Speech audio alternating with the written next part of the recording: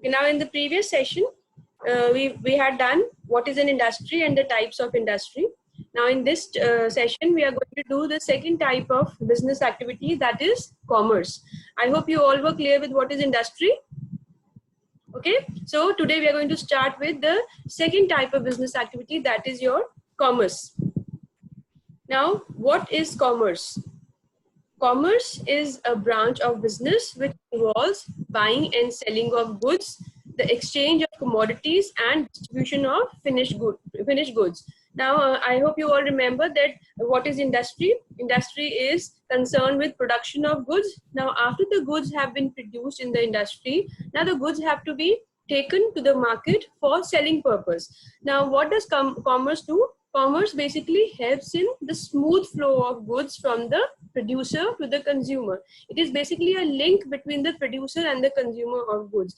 Commerce makes, through its activities, helps the goods to get transfer flow from the industry to the ultimate consumer who will use it. Now, what is the purpose of commerce? The main purpose of commerce is to provide goods and services at the right place at the right time. Now, what do you mean by right time? And what do you mean by the right place? Any idea? What do you mean by right time and right place? Okay, I'll give you a simple example. For example, as you all know that in Mumbai, we have a lot of rains during the month of June, July and August. Okay, so at that point of time, there is more demand of umbrellas and raincoats, correct?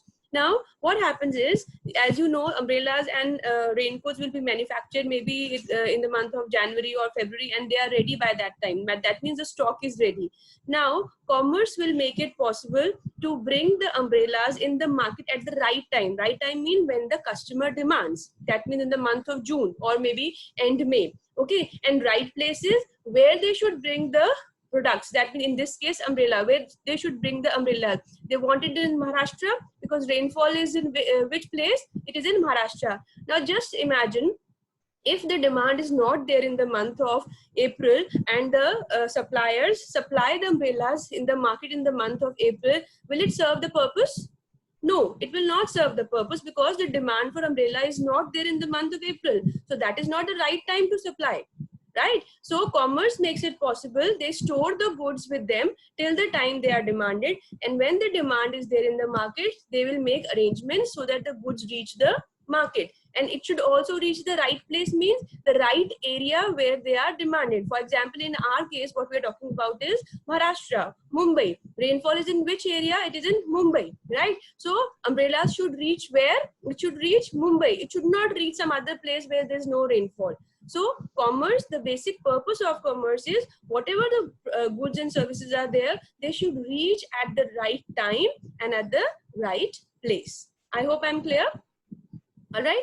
Okay. Now, another important thing is commerce also provides, just see the third point, it also provides finance, it also provides insurance, it also provides store, means warehousing facility, and transportation of goods in port. Exchange. This exchange means buying and selling of goods. Apart from providing a smooth flow of goods and services from producer to consumer, how is that possible? It is possible by providing proper finance, okay, proper transportation facilities, warehousing facilities, and insurance facilities also. Okay, so what do we mean by commerce? We will say commerce not only has a function of buying and selling of goods and services, but it also provides you other activities like transport, insurance, warehousing, and financing of goods and services. I hope I'm clear with this. What is the meaning of commerce? All right. Now we move to the next slide. Now, types or branches of commerce. Now, commerce also has two branches, or it is of two types. Just see, first is trade and the other one is aids to trade. Okay, we can also say, in other words, commerce is equal to trade plus aids to trade. Okay, now what is trade? I think most of you know what you mean by trade. You must be familiar with this word trading. Yes, so what is trade? Just see the first point. Trade means buying and selling of goods. Okay, now this buying and selling of goods is for what? It is for money. So trade basically means what? Trade is only buying and selling of goods, and in exchange, what do we get? We get money. The trader gets the money. Now, how do we do trading? Trading is done with the help of a trader. Okay, trader is a link between the producer and the consumer. He is the middleman who will make arrangements to get the goods from the producer and to provide it to the consumer. So therefore, he basically directs the flow of goods from the manufacturer to the market. All right. Now, trade is also considered as a nucleus of commerce. I hope you all know what do you mean by nucleus. You must have done in science. Okay. If you don't know, nucleus is basically the central point of anything. Okay. So that means trade is at the center, and all the commerce activities, the aids to trade, they revolve around trade. If we don't have trade, we cannot have the other aids to trade. So trade is the nucleus. It is the central portion of it around which all the other activities revolve. All right. Now, I hope you all are clear with what is trade. Very clear, very simple. Trade means buying and selling of goods for money. And who does the trading? Trading is done by the trader. He basically brings the goods from the producer and take it to the market. All right. Now we will do the different types of trade. Just look at this tree. You can see trade is of two types: domestic trade and the foreign trade. I think from the word itself, domestic and foreign, you're very clear what does they mean. Okay, domestic trade is also known as internal trade, and foreign trade is also known as external trade. Now, children, do you have a notebook and a pen along? What is domestic trade? Domestic trade, as I told you, is also known as internal trade. It is what? It is buying and selling of goods and services within the geographical boundaries of one country. That means here the trading takes place within the same country. Okay, the both buyer and seller are from the same country. In fact, the trading, the payments are also done in the home currency. So what is domestic trade? Where buying and selling is done within the geographical boundaries of one country only. I hope I'm clear with this. Yes? Okay. Now I want you to write. Now domestic trade can further be classified into two categories. Just have a look. We have two types of domestic trade. One is wholesale trade and the other one is retail trade.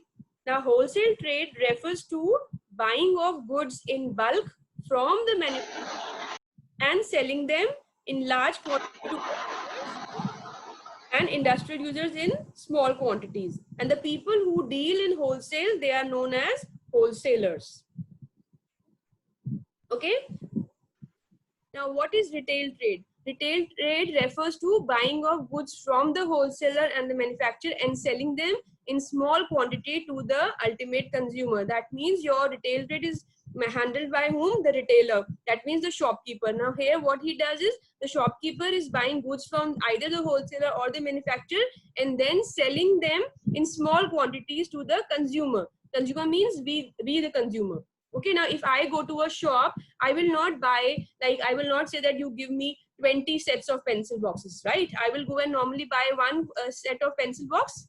Okay, so I'm buying small quantity. So the retailer is one, he will take goods from the wholesaler and he will sell it to the consumer. And he is a link now between whom? He's a link between the wholesaler and the consumer. Now, I want you to write down the keywords for this. Now we have done what is domestic trade. Now we'll do the next point, that is your foreign trade. Now what is foreign trade? Foreign trade, also known as external trade. This refers to buying and selling of goods and services between different countries. So that means the seller and buyer also belongs to different countries, and even now the currency will be the payment will be made in the currency of the what? The other party. The clear? That means the seller is going to pay. The seller is going to pay to the whom? Who will answer me? Again, the foreign trade is of three types. Foreign trade is import trade, then we have export trade, then we have entrepôt trade. Okay, now import trade is very simple when we are purchasing goods from the other countries. Simple example is when India is importing petroleum from the Saudi countries. Correct? That is, we are importing petroleum products from the Saudi countries. Then next is export. Export is when we are selling the goods and services to the other country. Another example, India is exporting tea, wheat, rice to the other countries of the world. Fine. So when we are selling goods to the other countries, that is your export trade. The third point, interport trade. Now in interport trade, what happens is we are importing goods from one country with the purpose of exporting to the other countries. This normally happens in those countries who don't produce something on their own. Simple example is your Sri Lanka and Bangladesh. Okay, what they do, what does Sri Lanka do? They don't have anything of their own to manufacture. So what they do, they first buy goods from India. Okay, that means they are importing goods from India, and once they get the goods, then they export to the other countries. So this is known as what? This is known as entrepot. Now I want you to write down the keywords here again. What are the types of trade? That is domestic trade and foreign trade. Then we have done the different types of domestic trade, that is wholesale trade and retail trade.